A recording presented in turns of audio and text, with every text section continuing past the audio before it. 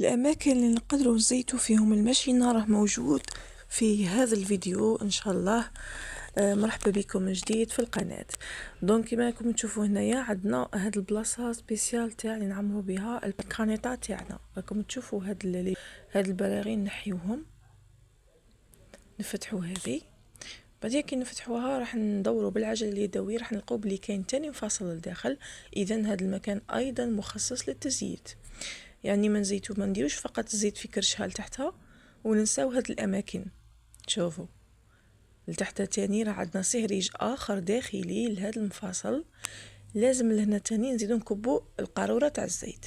هذه البلاصة رقم 1. ثانيا عند هاد الجوال الكبير هذايا كما راكم تشوفوا هنا راه الزيت مطراسي في الغلاقه تاعه. واش نديرو تاني؟ نزيدو نحركو بالعجله الخلفيه هاد المفاصل، راكم تشوفوا كيفاه. نزيدو نجيبو ايضا قاروره الزيت ونصبو لهنا الزيت، وكي نديرو فيتاس ولا في هاد الزجاجه لهنا تاني راه يطلع الزيت، ونورمالمون تاني لهنا تتزيت البلاصه هذيا.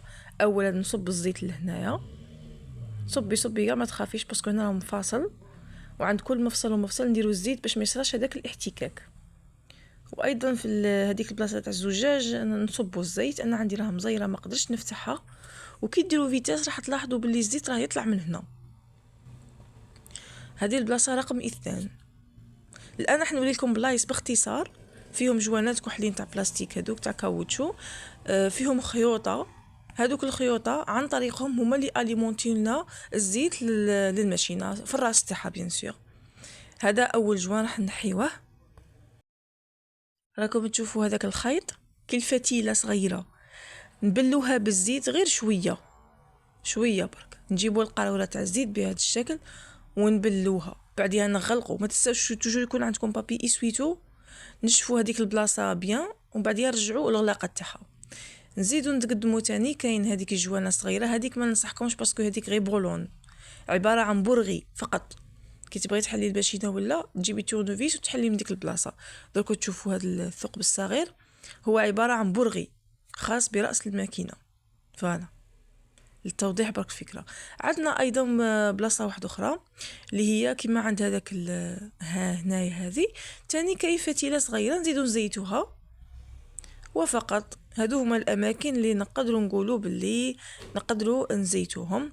عندنا تاني لتحت عند السنين، هذيك كي تكوني في الويكاند ولا روحي فتحي الماشينه تاعك، ماذا بيك لي بياس تعرفي كيما مين تعرفي تقلعيهم لازم تعرفي ترجعيهم، تزيتيهم وتخليهم ليله كامله الماشينه تاعك تتزيت.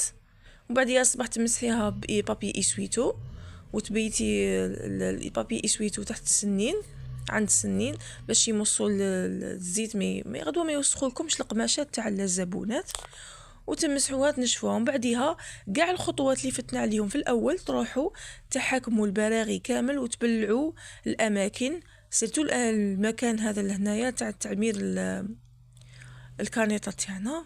تنشفوا الماشينه من الزيت في الفوق، تمسحوا. ماذا بكم تنحيوا لونفيلاج تاع الخيط، نحيوه. انا هنا نسيته كان باقي لي مورسو، نحيت الفوقاني وخليت التحتاني هذايا. نحو الماشينه من كامل الخيط ونمسحوا وننظفوها، ومن بعديها نرجعوا كل حاجه وين ما كانت.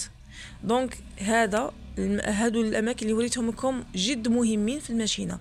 كيما مي تتزيت لتحت في كرشها لازم تتزيت تاني الفوق.